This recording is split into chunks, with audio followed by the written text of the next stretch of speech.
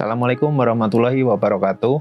Nama saya Afid, umur saya 21 tahun, saya berasal dari Jogja. Jadi pertama kali saya tahu ada masalah di otak itu ketika siang hari setelah masuk kerja shift malam, itu tiba-tiba kepala terasa sakit sekali, pusing, yang berawal dari mata bagian belakang, sakitnya luar biasa. Kemudian saya berinisiatif untuk keluar ke warung gitu beli obat, tapi sampainya di warung saya udah lemas dan akhirnya pingsan. Pokoknya dari mata tiba-tiba sakit kayak lelah main HP gitulah.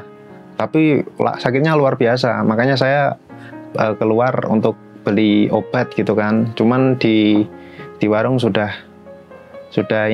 lemas dan akhirnya pingsan. Setelah pingsan itu beruntung bapak kos saya melihat.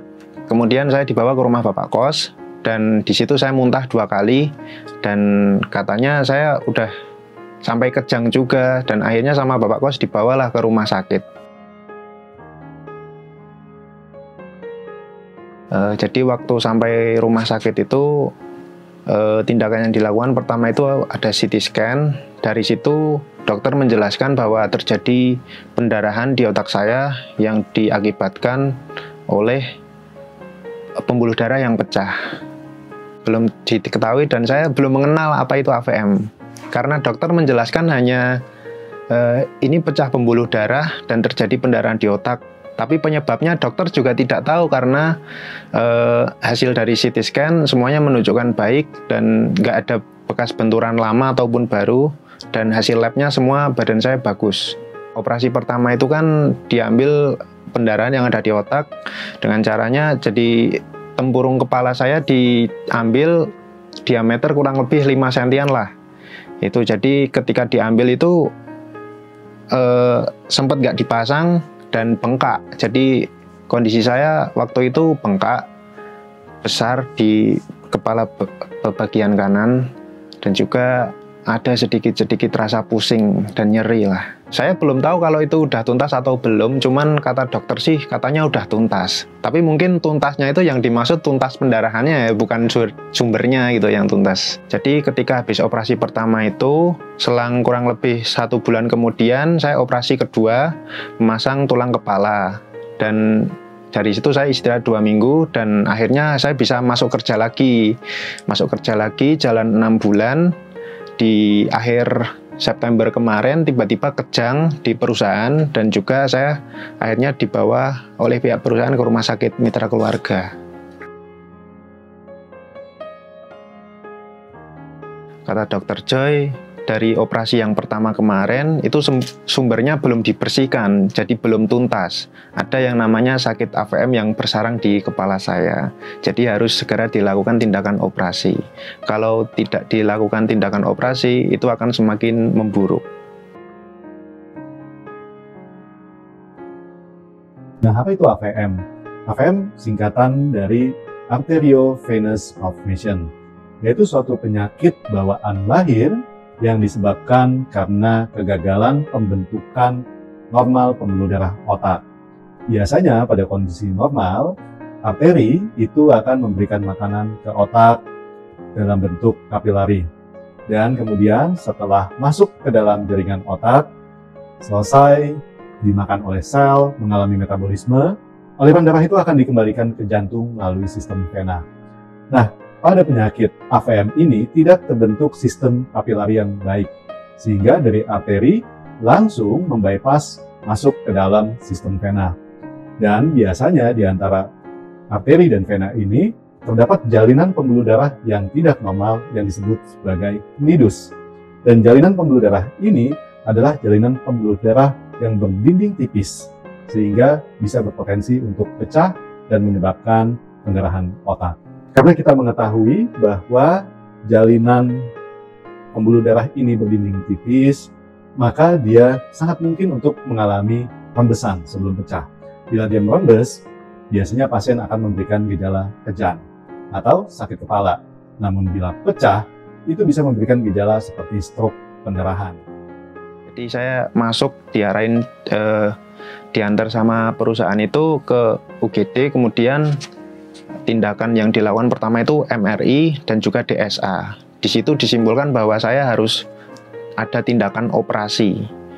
Kemudian operasi, pengambilan AVM tersebut, ya pasti ketika sudah selesai operasi ya, ketika saya membuka mata pertama setelah operasi, yang pasti saya senang, bersyukur karena saya kembali bisa berkumpul dengan orang-orang terdekat.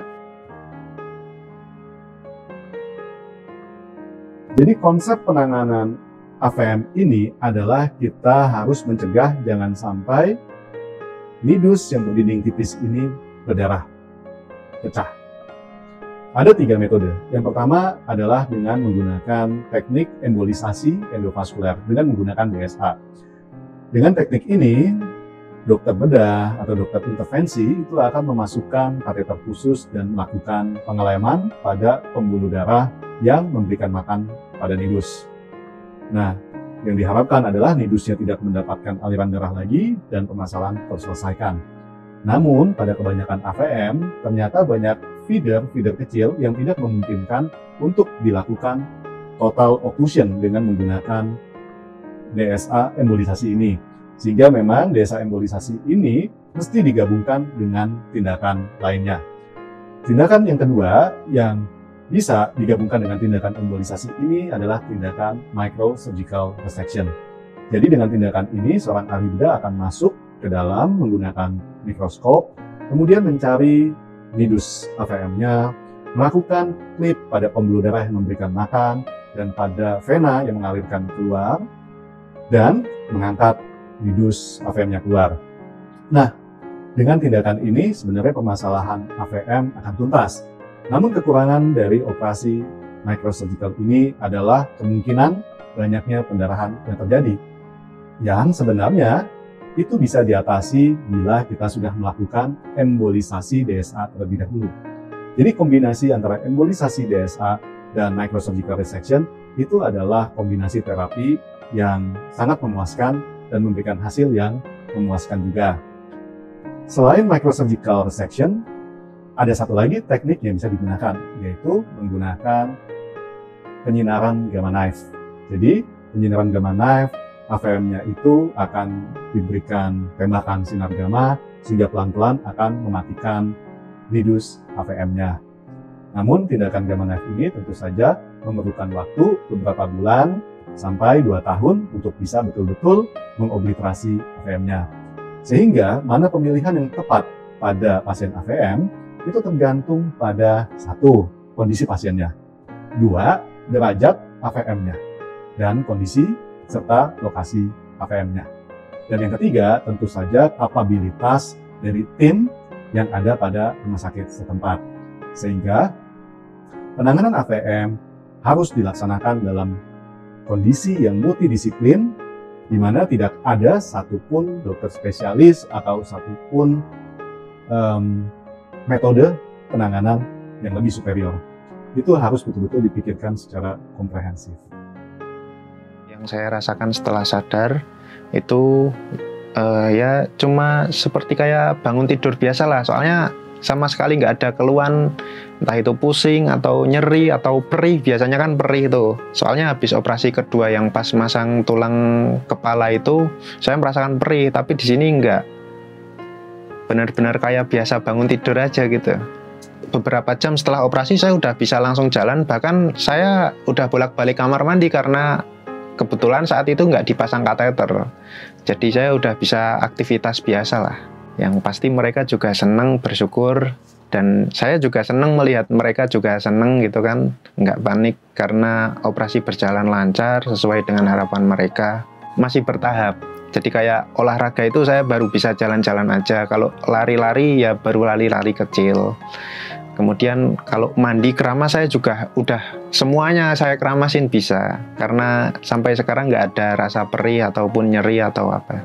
Yang saya pelajari dari pengalaman ini adalah kesehatan itu mahal harganya. Dan juga saya berharap untuk teman-teman semuanya di luaran sana agar lebih aware dengan menjaga pola hidup sehat, karena yang sudah menjaga pola hidup sehat pun belum tentu lepas dari yang namanya terkena penyakit. Untuk teman-teman yang mungkin memiliki sakit yang sama seperti saya, tetap semangat, jangan takut untuk operasi, karena hanya dengan operasi sakit ini bisa sembuh dan terangkat. Pesan dan kesan saya untuk Dr. Joy, pertama kali saya melihat Dr. Joy itu orangnya baik, ramah, penjelasannya sangat detail tapi santai, mudah dipahami, dan juga terima kasih dokter sudah menjadi perantara dari Tuhan untuk menyembuhkan saya, dan mungkin masih banyak lagi yang butuh ilmu dari dokter, dan jangan lelah untuk berbuat baik serta berbagi ilmunya. Salam otak sehat, salam Dr. Joy.